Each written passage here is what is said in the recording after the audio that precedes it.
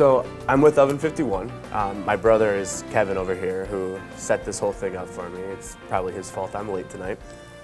But I don't want to turn this into a commercial or anything, but a little bit of background, a background on what we do is we make homemade pizza dough, and we make it very well.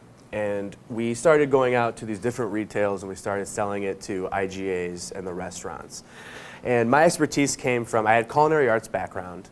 I went to JVS for culinary arts and really got into it, really liked it, but then, life happens, kind of fell off of it, and was able to get back into my passion through Tyler, who also co-owns Oven 51 with me, and our head chef right here is Raymond. So we my whole goal was to make the best pizza ever. And once we got into the whole how to perfect the dough and how to make sure the dough was up to par and how we were going to do it, we knew we had a problem because we didn't have any salespeople. We had nothing. And so we had a great product. We wanted to get it out there. We knew we were local. And our goal was to get it out we wanted to do the end user, so we started with farmer markets. Well, we did a lot with farmer markets. But we thought that if we were able to get to the IGAs, to the Walmarts, to the Giant Eagles, and those are all huge, and we're not in any of them except for the IGAs yet.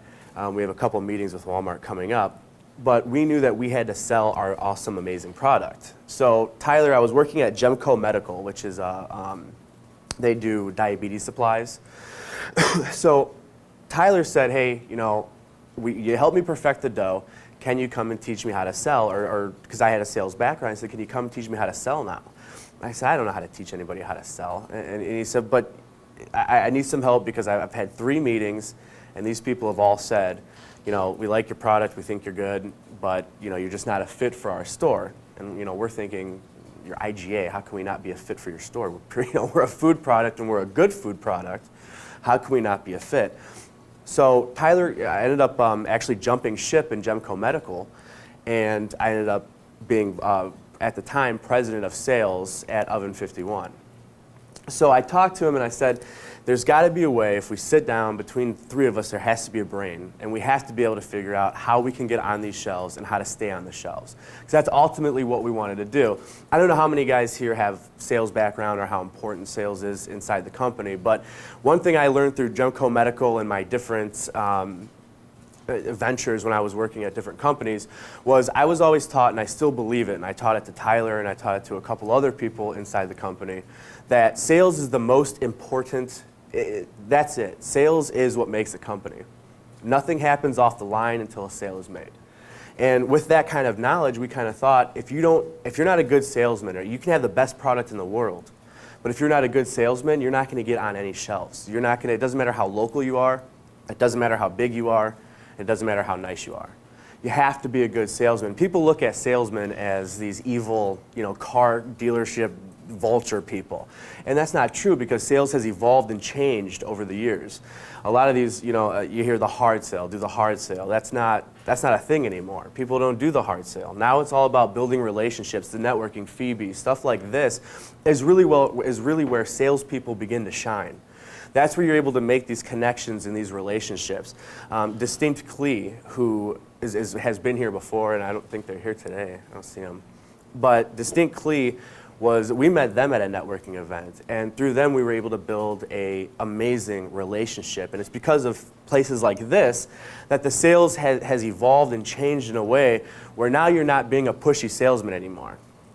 And being able to learn how to sell isn't as hard as it is. You have to go to some crazy seminar 3 days a week like all these big corporations want you to. You're able to actually sit down and go, if I just build a relationship with these people, I can actually sell it to them and mean it. A lot of people look at salespeople and go, you're just trying to take my money. Well, I mean, it's true, we are. We are trying to take your money, but at the same time, we don't want to just rob you. We don't want to take your money and you go, well, that's the last time we'll ever see you again. We want to build the relationship with you. A true salesman, a real salesman, is going to look at you and go, yeah, I want to take your money, but I also want to build a relationship so you can, in return, make money. And that's what we've done at Oven 51. That's what I tell people when I was at Gemco Medical. we want to take your money because that's how it works. but we also want you to be able to take our product and in return make money for it. And I'm talking about, for us, it's all about the end user. So it's all about getting into stores. It's all about getting on the shelves. So once you're able to get on the shelves, there's a couple of things you have to realize and use. I kind of coined the BFF method. Everybody knows what the BFF is. If you're on social media, you know what that stands for. The best friends forever method. And you want to use the best friends forever method when you're selling. Doesn't matter what you're selling to anybody. As long as you can be their friend and you can follow these kind of guidelines, you're going to have a better chance of setting up that relationship. And then in return, you're not just making the one-day sale. Everybody knows what the one-day sale is. One-day sale is you make the first sale and then you never make another sale again to that customer or that client, or in what we like to call them as partners. Because that's ultimately what they are. They're your partners. Don't look at them as a client. Don't look at them as any of that. So the BFF method is brand and brand hard. I take a little bit of a different, because I own my own company, but even at Gemco Medical, I was able to take a different approach than most corporate salespeople were able to. I was able to brand and brand hard. When we did Oven 51, we have, if you look at an extraterrestrial, or if you've ever seen the History Channel program, Ancient Aliens, our goal was to look at that and go, if you turn on Ancient Aliens, you're going to want to order our pizza, or you're going to want to think Oven 51. If you can brand your product, no matter what it is, and get as many people thinking about it at all times, this is where salespeople lack a little bit. They don't want to do their homework. They don't want to take that extra mile. True sales anymore isn't picking up the phone and trying to get a hold of somebody and saying, hey, can I have a meeting with you in a day? True sales now is knowing everything about that client, everything about your product, everything about your brand, and then walking in there with the knowledge that they're not going to have a chance to say no because you're so well armed. Me and Kevin talk about it all the time. My dad told me, my grandpa told me, knowledge is power.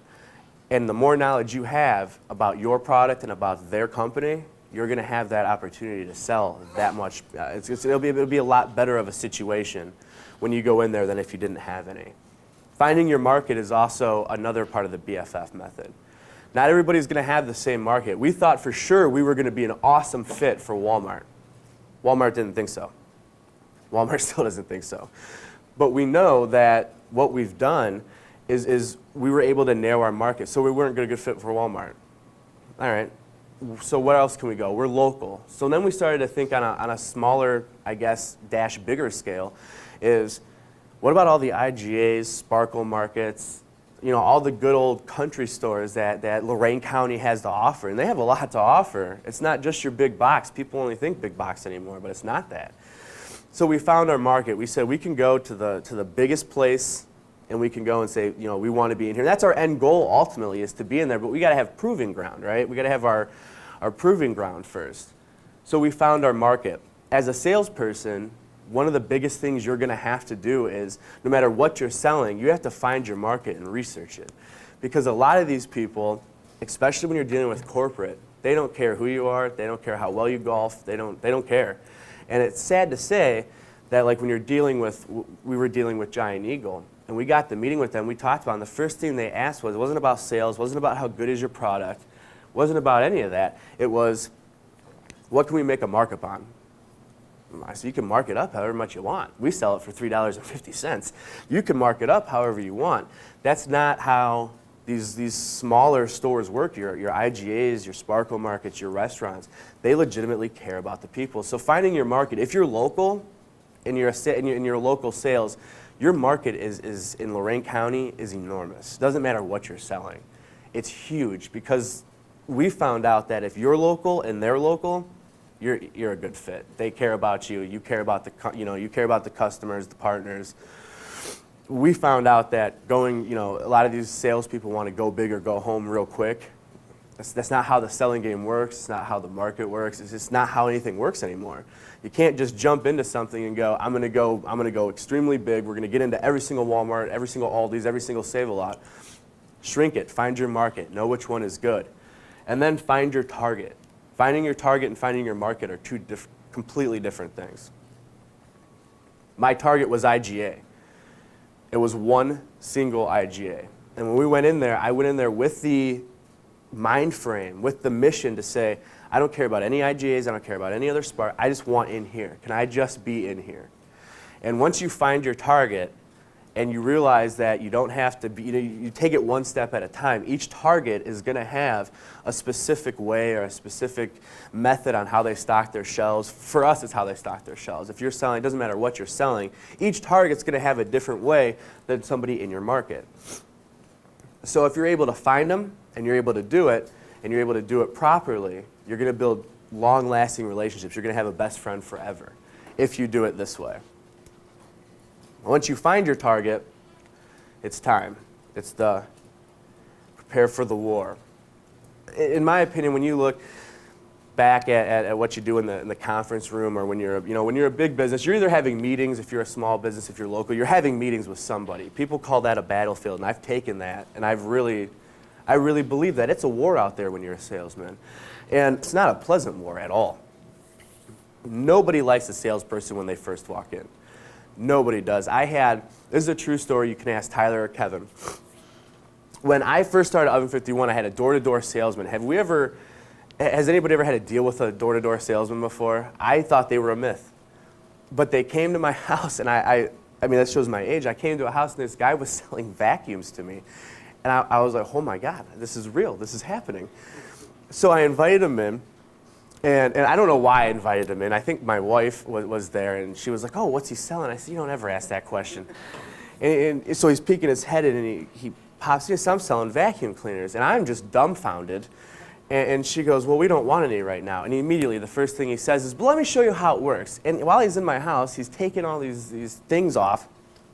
And he actually took his shoes off, thank you. And he started vacuuming my house. So I'm getting kind of irritated. I got twins, and they're newborns. They're 2 now, but at the time they were pretty young. And I'm like, they're sleeping. My wife's trying to figure out what she just allowed into. It's like a vampire. What she allowed into our house. And this guy, I told the guy 3 times, like, look, I don't want a vacuum, and I definitely don't want to spend $2 grand on a vacuum. I don't know what this vacuum does, but it's not worth $2 grand. If that vacuum is worth more than my car, we have a problem. And he wouldn't leave me alone. So finally, at this time, we're doing deliveries. And we still do deliveries. We have a restaurant too, but that's the opposite side of the company. That's another branch. We were doing deliveries. Well, I told Tyler, he's sitting there, I go, I got to get this guy out of my house. He's been here for an hour, and I got to do something. I said, you know what, if he's going to be here, I'm going to make money off of him. Tyler goes, how are you going to make money off of him? I said, I'm going to sell him a pizza. I'm going to have him order a pizza, have you deliver it to my house. And if he's going to be here, he's going to at least eat my food and pay for it. Well, I gave him one more opportunity. I said, look, I'm not interested in your vacuum. Can you leave? And he said, just look at this. Let me show you what it does to this ceiling. I'm like, all right, you're done. It's sales versus sales at this point. And it's kind of like the old spy versus spy. It was sales versus sales. And I told him, I said, listen, what's your speed? And I had one of the other owners, he passed away 2 weeks ago from Oven 51. His name was Alonzo Schumann. And he was there. And he was an older gentleman. He was 81. And I said, Schumann, I said, you're going to talk to him. You're going to keep him here. Now you're going to keep him here for as long as you can. I said, we're going to talk about pizza until this man cannot think about anything other than pizza. So the whole time he's vacuuming, I'm talking to his partner about how great this pizza is and how I said, how long have you been knocking on doors? He said, I've been knocking on doors for like 3 hours. I said, you're probably hungry, right? Then he said, yeah. I said, how about this? I'll listen to your whole speech, your whole spiel if you buy a pizza from me. I never said I'd buy anything. I just said I'd listen to it. He's already in my house. So he ended up ordering a pizza from us, and then he left without selling a vacuum cleaner. That was the maddest I think I've ever seen somebody in my life once he realized what happened. And that's the kind of war you're dealing with. And you don't want to be that pushy salesman. I probably wouldn't have done that, but he was a very pushy salesman. He thought the battlefield was, we need to go out there and I need to make that. I need to jam this product down this guy's throat until he believes that that's what he wants. I don't know how many people in here are actually in sales, but it's not how the game works anymore. The game doesn't work by me going, you're going to take my pizza dough, and if you don't, we're going to have problems. That's old mafioso type. That's not the game. So when you're preparing for the war, just remember, use the BFF method. Me and Danielle from Distinctly and Lorain with Tyler, we became very good friends. In fact, we help each other whenever we can. There's another good example. We're in Stubby's in Elyria. They take our dough. He was our very first client, and he's still our client today. I would take that guy golfing. I'd invite him over to my house. I love this guy, and we began a friendship till the end. And through that, we developed a great partnership. And that's a partnership that will last as long as this company is around, as long as he's around. He's an awesome guy. So if you can develop a friendship, it's going to help you sell a little bit easier. Now, a lot of these salespeople go, well, when do you ask for the money? There's steps to this. You don't just go in there and say, you're going to buy my pizza dough. When can I write a check? You got to prepare for it. And when you do, it's going to be worth it. Know your enemy, so to say. You're not going to walk in there like if I wanted to make friends with somebody, I'm not just going to walk up as socially awkward as this probably would be. I'm not going to walk up to somebody and say, hey, my name is Keith. You want to go out to dinner? That's probably pretty weird. I'm going to know the person first. Now, if I want to be your friend, I want to know a little bit about you. I don't want to just friend anybody. I guess nowadays Facebook you can do anything. You don't want to stalk somebody. That's not what I'm saying. But you want to know the person. If you're getting into IGA, what we did is we walked in through IGA. We knew what was on their shelves. We knew why it was on their shelves. We knew what kind of stuff they were buying. We knew what season the milk would go up. We knew what season the bread would go up. Because we wanted to go in there with the knowledge that you're not my enemy, so to say, but you're on the battlefield, you're my target. I need to know what you're doing. I need to know exactly what your store does. I can't get into your books or anything like that. I wish I could have. But I want to know why are the things on your shelves? Why are they that way? Is it your personality that does it? People buy with their heart more than they buy with anything else, which is why the hard sale is gone. The whole door-to-door thing, I thought for a long time door-to-door sales was a myth. My mom used to tell me it would happen all the time. I said, Mom, I live in a neighborhood that if you went door-to-door, things are going to end badly for you. You can't, I don't think that's true. People don't do that. She said, just wait, it'll happen. And by God, it did. So you know your enemy. This hard sale, it's gone. That's one of the main important points, is you know the target inside and out. Research the store, who shops there, and are you going to be a good fit? That's kind of huge when you're dealing with the sales aspect. Most people don't do their research. Salespeople are lazy today. And I was one of them included until I learned the right way to do it.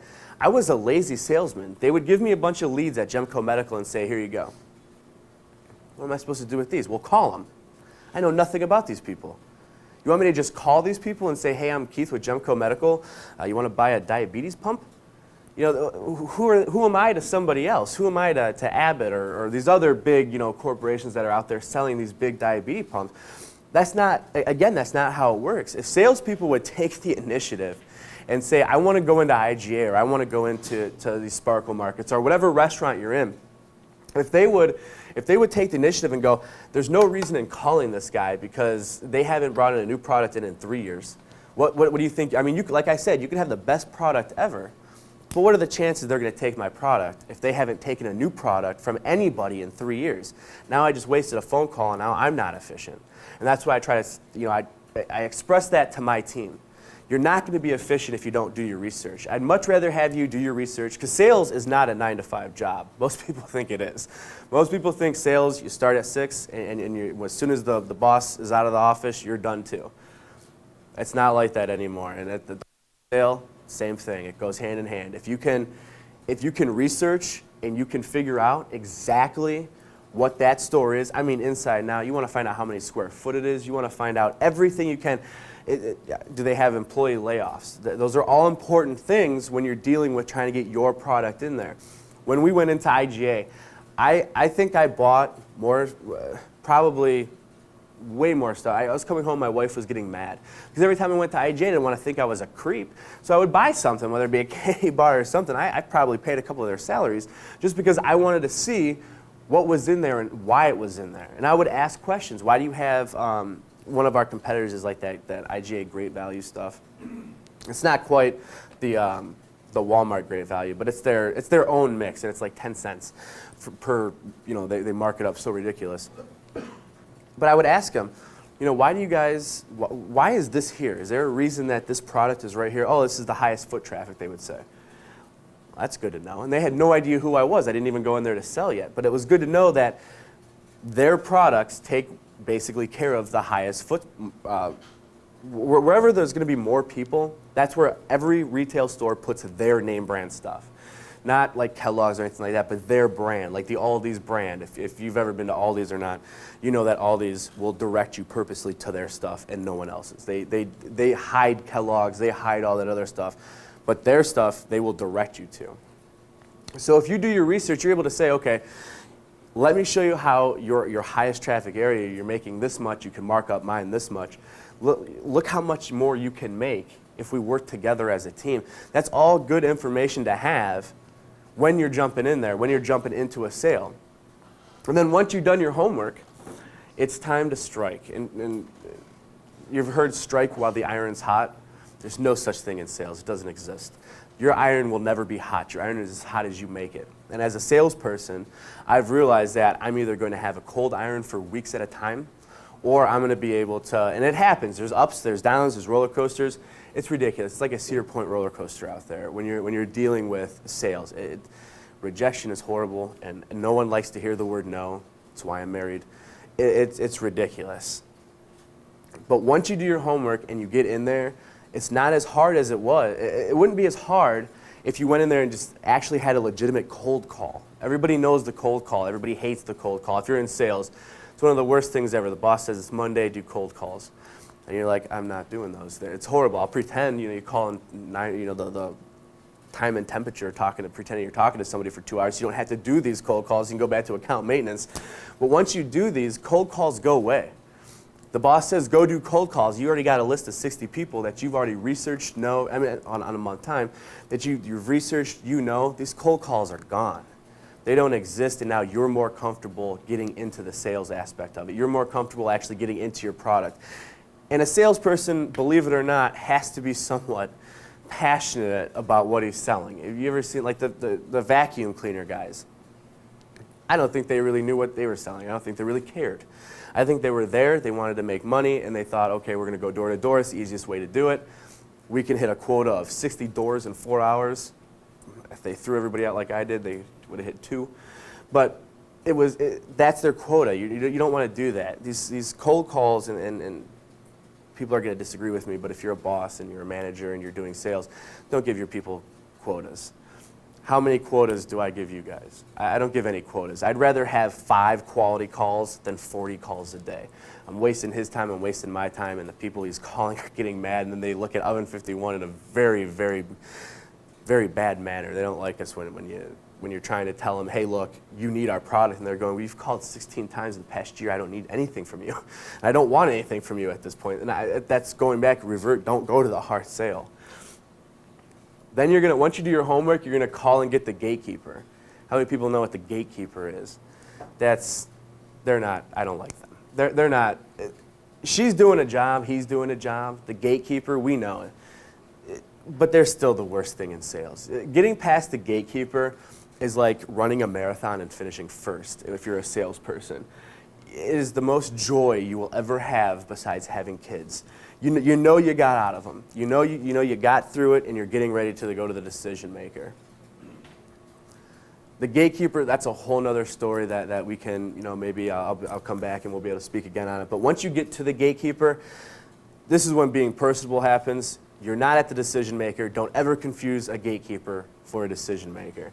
And if anybody's been in sales, you know that there's a lot of what we call no-pos out there. People have no power whatsoever, but they really like to pretend they do. I had a meeting set up with somebody, and I found out later on, I'll never make this mistake again, I found out later on it was the gatekeeper. And he was telling me, oh yeah, I love your stuff, I'm getting all pumped up, I'm happy, he's happy, we're all like, yes, this guy loves our stuff, we're going to get the sale when I get there. He's like, oh, I was just picking up the phone that day, and yeah, you said you wanted to come in and ask if I wanted to sample your pizza. I went, are you serious right now?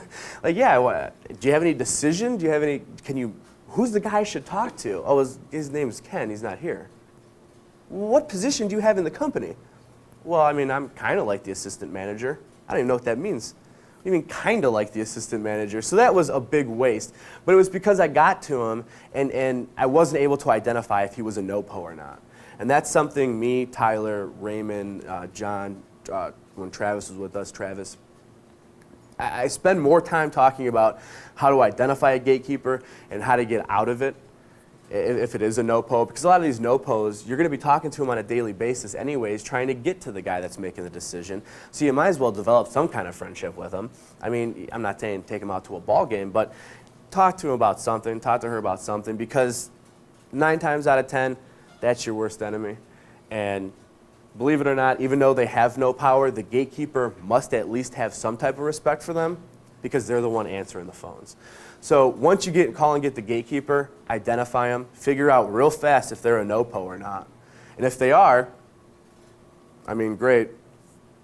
Try to figure out how to work around them. Try to figure out how to be their friend. You don't ever want to be rude. Do you ever get... I hate rude salespeople. That's like one of my pet peeves. Is someone who walks up and they're like, yeah, I'm with so-and-so. How you doing? Well, I was doing a lot better until you came here. They're rude, they're mean, they're just, those aren't the type of people you want to deal business with, especially since we pride ourselves in being local. No one wants to see a local jerk. You know what I mean? You want to go up there and I'm local, you're local. How can we be friends? How can we connect? What common interests do we have? Not just, I'm here for your wallet, give me your money. That's a robbery at that point. And that's not something we do at all. That's not something I teach any of my salespeople to do. So even though the gatekeeper probably doesn't have any power at all, more than likely doesn't, there's no reason. He's doing a job, she's doing a job just like you are. That's another aspect of it, is when you're getting in there. And I had these people call, or when I'm calling them, and they'll say, we don't want anything. They hang up right away.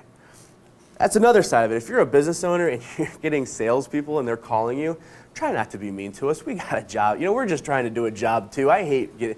It's one of the most degrading things in the world when a business owner, when I call them and they go, do you have any idea what time it is? Yeah, it's noon. Why are you calling? Because I wanted to take you out to dinner. Obviously, I wanted to talk to you about something that, there's no reason to be rude about it. I hate that. So when the door-to-door sales is a little bit different, but when you're in that type of situation, you're doing the sales, the nicer you are, and I'm talking about sales, the nicer you are to the gatekeeper and the nicer you are to the business owner, it doesn't matter if they're going to buy from you right now or not. They could. My mom told me a long time ago, do not burn bridges.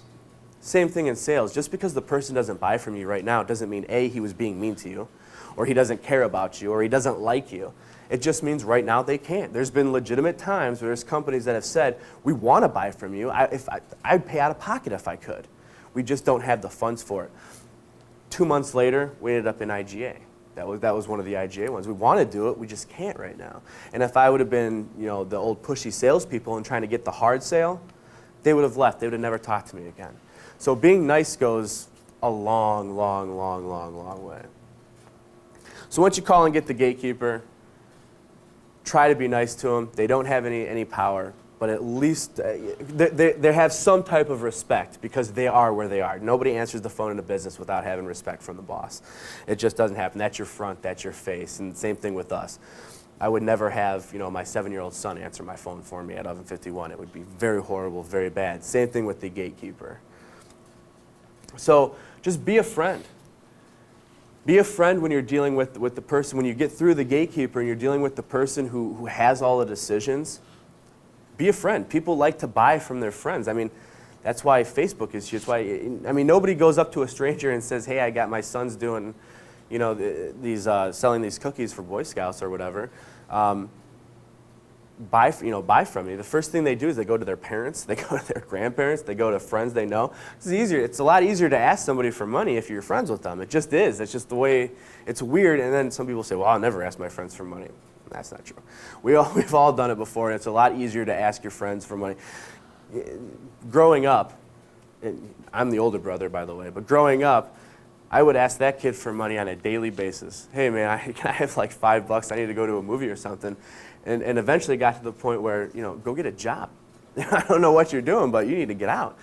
So it's a lot easier to ask somebody for money if you're already friends with them. And ultimately in sales, that's what you're doing. You're asking for their money, right? I mean, isn't any business ultimately doing the same thing? You're asking for somebody's money. So if you can be friends with them, and I mean a legitimate friendship, I don't mean this I'm going to be friends with you for 5 minutes to your face and then you're never going to hear from me again. When we do account maintenance, I tell him with Stubbies, if If you're doing account maintenance, don't just call up there and say, hey, do you want to re-up on the dough order? Do you want to get another case? I never tell them to do that, ever. First thing when we call, I say, hey, man, how's your day going? What's going on at the house? Is there anything I can come there and help you with? Do you want me to just show up? 9 times out of 10, they're like, no, you talk too much. But they say, you want to be friends with them. You want to give that extra mile. And when you're a salesperson, you can do that because you have a lot more flexibility than I think maybe the CEO does of the company or something, because you're on the road anyways. So you're able to go up there, you're able to make your company look that much better. You're able to get there and say, hey, I want to be your friend. Let me prove it to you. Let me show you how I'm your friend. And we do all kinds of stuff with Stubbies. If one time their ovens weren't working right and they couldn't get the dough, or they switched their ovens and they weren't getting the dough right, I spent 4 hours up there cooking my dough in somebody else's oven. And that guy was the happiest I've ever seen. He said, I had, because he just bought 5 cases off me. That's a lot of dough to have if your oven's not working. So he was so happy. I don't think I've ever seen anybody in our company that has partnered up with us that happy before. So as a salesman, be a friend. It's a real thing. Start a real relationship. If I didn't have a real relationship with my brother, I would have never gotten hundreds of dollars out of him over the years. It just wouldn't have happened. He would have never given me that much. I had a relationship. If Kevin would come home from school, hey, I've had a bad day at school. Oh, you want to talk about it? Why you give me $5? We would do that. We would do that. A real relationship. It starts off within the business too. In the business world, you can have a real relationship with a business owner. It's a thing. Lake Erie Crusher tickets. They are cheap. They really are, and it's a good time. It's a good ball game. You're a sales guy. Go. It won't hurt to ask. Just get the guy. Hey, can you want to go to a ball game? 9 times out of 10, they're gonna say yes. You're gonna have to spend the money, but you're going to a Crushers game. Now all of a sudden you're talking about. It opens up a world of sales that you've never seen before. I took one of our clients out to a baseball game. We were sitting. I had a loge up at the Crushers, which is. They're very nice. I mean, you look really professional when you can do stuff like this, and it's great. But I brought him up there, and we were talking, and he was already buying a little bit from me. And this is when I was with Right Side Media Productions. He was already buying from me a little bit. Once I got there, I found out that this guy had a checkbook that was endless. I mean, by the time we were done, I knew his whole life story, he knew my whole life story, and I knew what was in his bank account. And he was making it rain.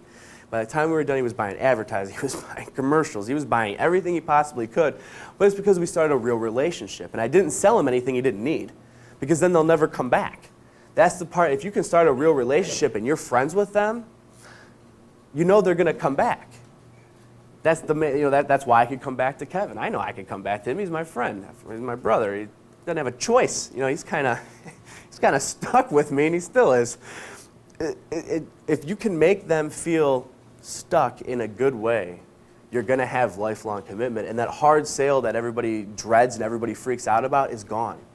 So now you're just selling on passion. You're selling on value. You're selling on quality. You're not selling on quantity. You're not selling on because you need a quick buck today. You're not doing that anymore. And all of a sudden, salespeople don't seem so evil anymore. If the guy would have came and said, hey, look, I'm so-and-so with Hoover or whatever, you got a couple seconds to talk? I got my kids in the car. All right, man, yeah, come on in. We'll talk for a second. I'm not going to buy anything, but at least I'll talk to you.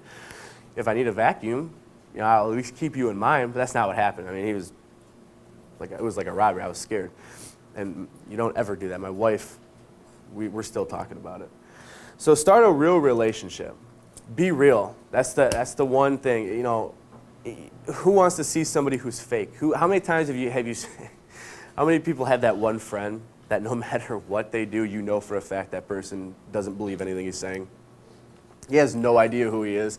We all have that one person. They're fake. Oh, I just got done working at NASA. I was a rocket scientist. It was great. And tomorrow I'm going to be a head chef with Gordon Ramsay. Those are the kind of, be real. You don't want to be fake with these guys. So if you're able to walk in and say, look, I can offer you a product, and it's a really, really good product, and it's going to sell, but we have to work together. We have to figure it out. It's not going to sell right away. You're not going to make, thousands of dollars off my product. I'm not going to make thousands of dollars off of you. But we can at least build a relationship, and if it goes further, we can figure it out. We can work on it together. Being real is huge. Be personable. This is my head chef. There's a reason he's my head chef and not sales. I don't know if that man's happy, sad, upset, angry. I can't tell. I wouldn't be able to tell you. I have no idea. He doesn't smile. He doesn't laugh. He doesn't giggle. He doesn't do anything. Now he's smiling to prove me wrong. But that's the only time. I've asked him hundreds of times, are you okay? Oh, yeah, I'm fine. For his birthday, we surprised him at the restaurant, and we brought a cake and everything in. I was like, it's your birthday, right? Like, this isn't a joke. Like, it's your birthday. Oh, yeah, this is great. You got to have some type of personality. You got to be able to smile. And don't fake a smile. You can spot a fake smile a mile away. If you're not happy, they're going to know you're not happy. If you're not happy with your job and you're not happy in sales, you need to figure something else out, because you're never going to be able to do the normal sell this way. You're not going to be able to sell them unless you're personable, unless you're happy, unless you're legitimately happy. Now, everybody's going to have stressful days. You're going to try to hide behind a smile. I get it. I do it all the time. I'm married with 4 kids. I am mastering the fake smile, but they can still point it out. They can still see it, and it carries over. But if you're personable and you're having a good time and you're joking with the person, you're probably going to get a sale. If I sent him in, there's a good chance that they would think he was robbing him, because they just wouldn't know. They'd have no idea what is this man here for? This guy legitimately asked me for my money, didn't smile, didn't move, didn't nod, didn't even look up. So he's behind the counter cooking. He's good at that. Be lovable. I know it sounds so corny and stupid, and trust me, I think it does too. But when you're lovable, or be as lovable as you can, I guess. Kevin, I don't think there's been times where you didn't think I was a lovable human being at all. Especially once you found out that $5 didn't really get me a movie ticket. So if you're lovable and you can be lovable, you're going to start that real relationship, that legitimate relationship, where you're going to them and they're going, oh my God, here's our vendor. Now it's not a salesperson anymore. Now you're a vendor. Here comes our vendor. Here comes our friend. Here comes our buddy, because you're lovable. You're not cranky, or at least portraying to be cranky every second of your life. You got some spunk in your step. People like that. No one wants to buy from somebody who doesn't smile, doesn't laugh, doesn't have any personality whatsoever. It's like buying from a robot. I'll go to an ATM at that point. And be yourself, unless you're Raymond. Be yourself.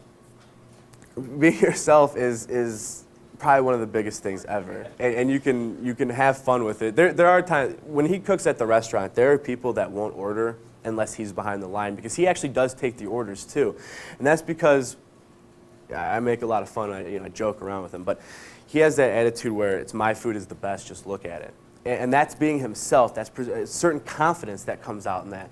If I walk up to the sale and I go, hey, I'm Keith with Oven 51. You want to buy some dough? People are going to look at me and go, what are you talking about? No. But if I walk up with being myself, the confident person I am, I'm going to walk up and say, hey, I'm Keith with Oven 51. I stocked your store for 3 weeks. You don't even know, but I've bought all those candy bars over there hundreds of times. Can we sit down and talk about my product?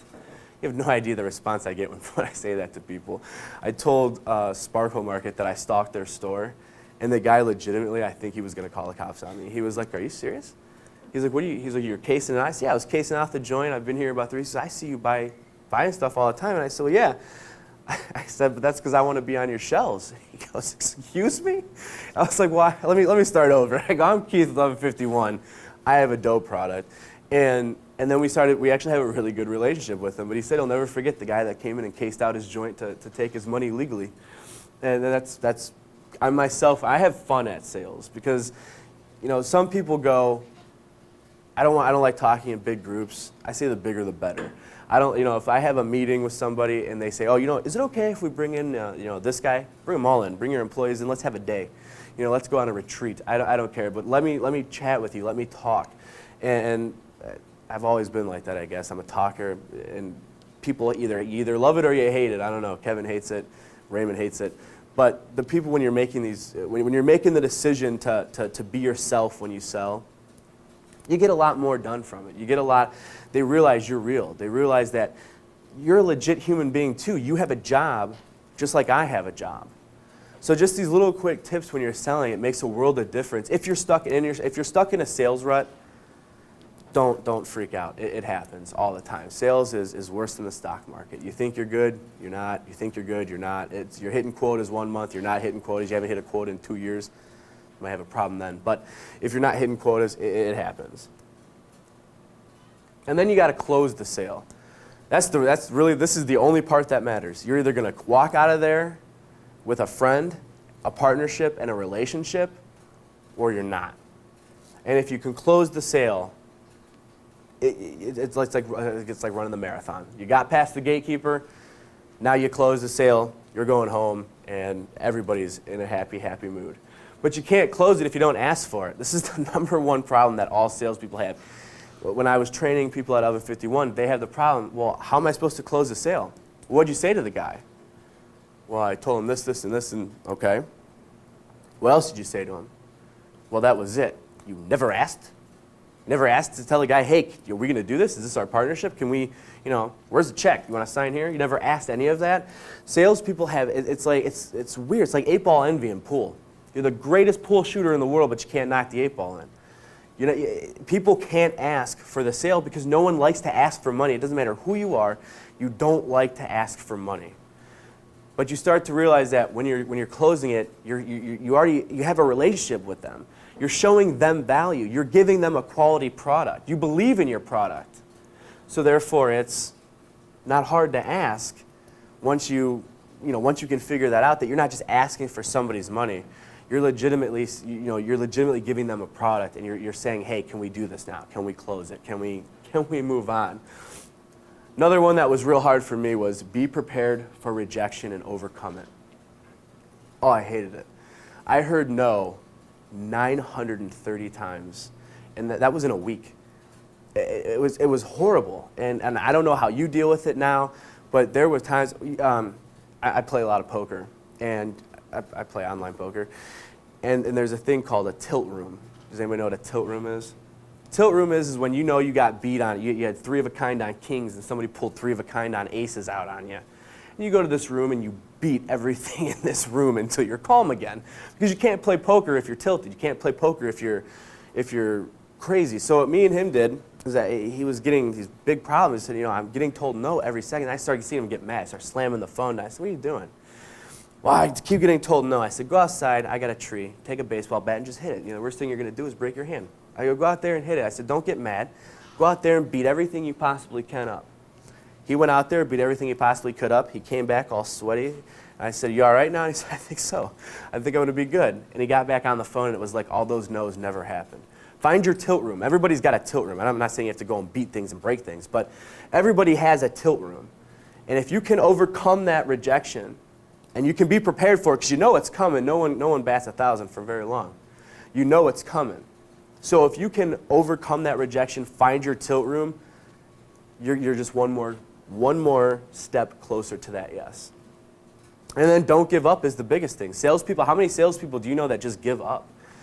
If you run a company or you have a sales team, 9 times out of 10 the guy doesn't get or the girl doesn't get the sale because they gave up. The persistence wasn't there. And I'm not talking hard sale persistence. I'm talking just persistence, giving the guy a call, saying, hey, I know you said you didn't want anything, but I was just calling to make sure there's nothing I can do for you right now. And I don't mean call them every day, but once a month, something. But they gave up. Just because no is no now doesn't mean it's a no forever. And that mentality that salespeople have is, they told me no, so I'm never doing this again.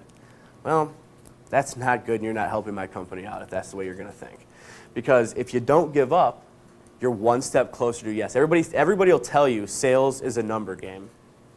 I guess I have to believe in that, but at the same time, I don't. Because I make my own numbers. I make my own numbers up. If I'm going to call 20 people, I'm going to get at least 5 yeses. That doesn't fall under the whole numbers thing. But I make my own luck when I come to sales. I tell my salespeople to make your own luck. If you do your research, you're not doing a cold call, so you don't have to worry about the numbers game anymore. You know the person. You're going in, that person, when they answer the phone, they think you already know them. And sometimes it's awkward because they're trying to figure out how you know this. And you be funny with it or whatever. And then don't let up. Don't let up and don't give up are 2 completely different things.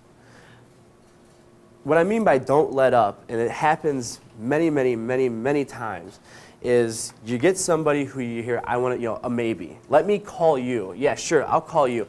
How many times has anybody willingly called somebody back after they sold something to them? Like, I mean, I'm not talking about a car dealership or whatever, but how many times have you heard, I'll call you back, and then that person actually called you back to say, hey, I want to spend my money with you? It doesn't happen very often. There is those magic numbers. It does happen. There are those golden eggs every now and again. But it doesn't happen very often, and you can't wait for it. So don't let up on it. The guy says, hey, I'm going to call you back in a week. Give the guy time. You know he's not going to call you back in a week. Call him back in a week and a day. He's going to know. He knows you're calling back anyways. If you're a good salesman, he knows you're calling back. He knows you're calling back. You know you're calling back. Just don't let up, and you're going to get the sale. And I really do believe that in every company, sales is one of the most important positions. I think everybody in a company should be a salesman, from the CEO to the marketer to the assembly line. Doesn't matter. Everybody should represent their company in a sales-like manner. And if you don't let up and you don't give up, the company is going to become very profitable. And that's what we found out. Look at we're 3 kids and a brother. We had no idea what we were doing. But because we were able to sell, it was a miracle. It really was how it came together. But that's because we're all salesmen. I'm the marketer, Kevin's the marketer, Tyler's the sales, Tyler's the marketer, Raymond is the head chef, and he goes to all the farm markets and he's selling to these people. And if every company had that aspect, you guys would all be extremely profitable. I really do believe that with everything. Because your salesmen, in my opinion, if it's done right and they're trained properly, they mean the most. I really believe that. So that's all the time I have for talking, I guess. If anybody has any questions or anything like that, I'd be more than happy to take them. And if I don't know it, at least guess through it.